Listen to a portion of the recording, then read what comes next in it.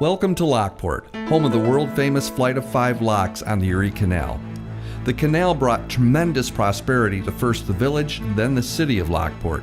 Successful entrepreneurs and professionals built beautiful homes to showcase their prominence in the community. Some built homes in the latest architectural style, others built homes to honor their ancestry, or even pride in their adopted country, but all built homes that reflect the hopes and aspirations of these Lockportians living along the Erie Canal. We are fortunate to have some superb examples of Lockport's earliest houses still with us today, participating in this year's Lockport Tour of Homes.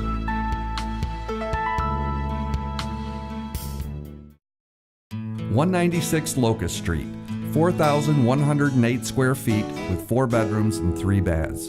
Former Mayor Ambrose Beverly completed his Eastlake-style Queen Anne house of brick in 1880. This exuberant house is what many think of when they hear Victorian houses. The steeply pitched cross-gabled roof, dominant front-facing gable, cutaway bay windows topped with corner brackets, and porches are identifying features of a Queen Anne-style Victorian house. And then there's the spindlework. Like lace on a wedding gown or icing on a cake, these delicately turned ornaments are marvelous decorative elements to what might have been a rather plain brick house. The house was divided into apartments in the 1950s, with the dining room and the kitchen making up some of the units. The current owners have been in the process of converting this house back to a single-family home. They have added a tin ceiling in the dining room, a period-appropriate chandelier, replaced the shower with a cast-iron clawfoot tub, and most recently restored the molding in the living room. 390 Locust Street, 4,856 square feet with 6 bedrooms and 4 baths. Built around 1913 for William H. Lee, this distinctive neoclassical home is recognizable through its monumental paired Corinthian columns supported by a 2-story entry portico topped with a triangular pediment. Below the entry portico and extending the full width of the front facade is a platform porch surrounded by a classically influenced wrought iron balustrade. Triangular pediments are also found above the first floor windows and front door. The north side has a glazed perch wing with an open sleeping porch above. The interior of this welcoming family home exudes an understated refinement quite compatible with modern living. Bold paint colors dominate the walls of each room in the house. In the living room, the green-colored walls nicely contrast with a beamed ceiling, fluted columns, and scones with feather ornaments. The carved flaming urns on the newel post introducing the turned balusters on the staircase are of note. The large culture stone fireplace in the family room was an ambitious building project of the current owners. 401 Locust Street, 3,486 square feet with 3 bedrooms and 3.5 baths. Completed in 1925 for attorney Monford Crowe Holly, this extraordinary 2-door rival house was a masterful work by Buffalo architects Oakley and Chalmont. Durnan Gables was so named by the current owners in recognition of it having 9 exterior doors, each one an example of late medieval design. Each of the 9 exterior doors were constructed of solid wood planks held together by wrought iron strap hinges with hand-forged nails, created by a consummate master craftsman. Holly seemingly spared no expense to see his dream realized, from the Vermont slate roofs to the intricately carved fireplace mantel in the living room shipped from Chicago. The current owner confidently reports that everything Holly paid to have installed in the house is original, with the exception of a modern kitchen remodel. Many details went into the building of Durnan Gables to make it an exceptional example of the Tudor revival-style architecture on the Niagara frontier.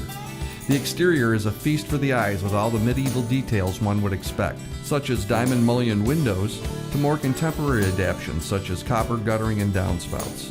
Constructed of brick, with half timbering and stucco, the exterior is solid yet dynamic, with its varied and sloping ridgelines. Accented by carved verge boards and pendants and finials, the porte cochere is handsome and effective protection from the elements when entering the house. The feast continues as you enter the home, walking on the wide plank solid oak flooring under imported ceiling light fixtures, each one unique for its location.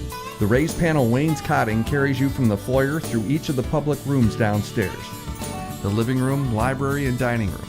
The living room features solid black walnut beams supporting a plastered barrel vaulted ceiling punctuated with rosettes. 414 Locust Street, 5,378 square feet with 7 bedrooms and 4.5 baths. This palatial, neoclassical home was built in 1867. Originally in the Italianate style, it was later modified with neoclassical features, including a two-story semicircle entry portico punctuated by 4 iconic columns.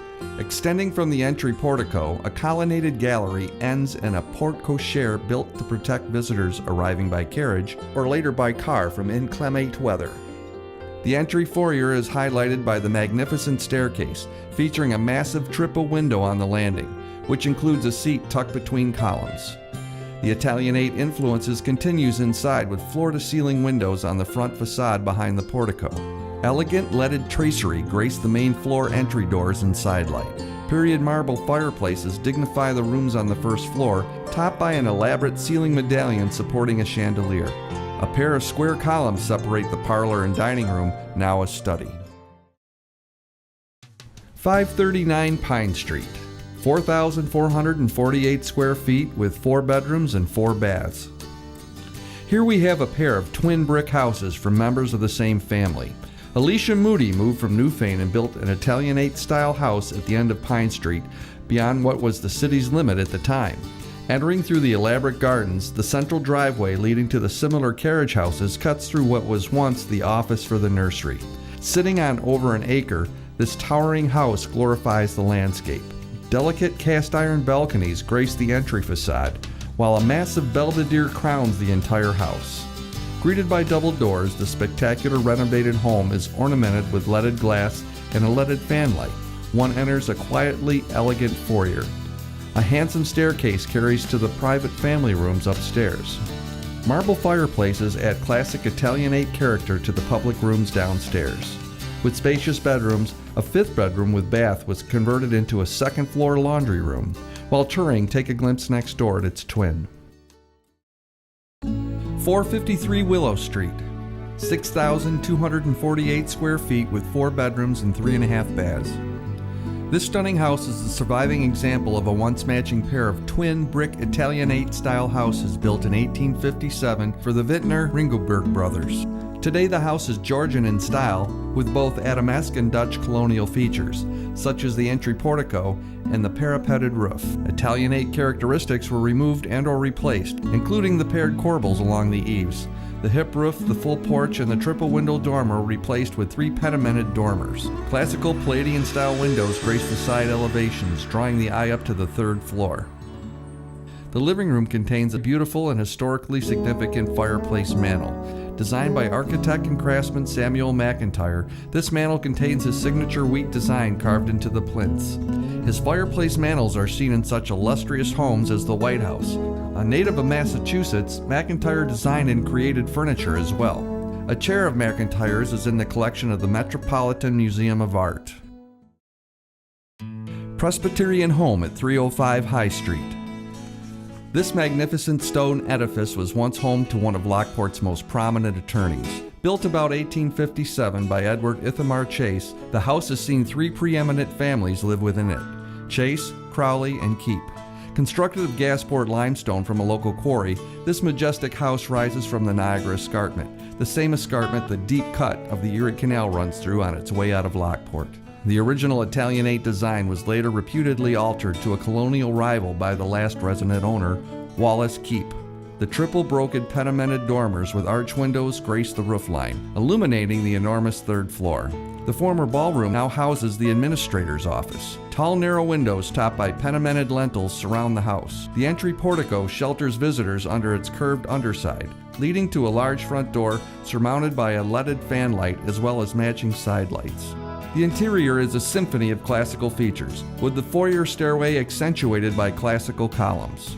In 1868, the Keep family sold their family home to the Presbyterian Homes of Western New York Incorporated, generously donating some of their heirloom furniture. The sofa in the foyer, along with the old furniture in the living room, are among the period antiques.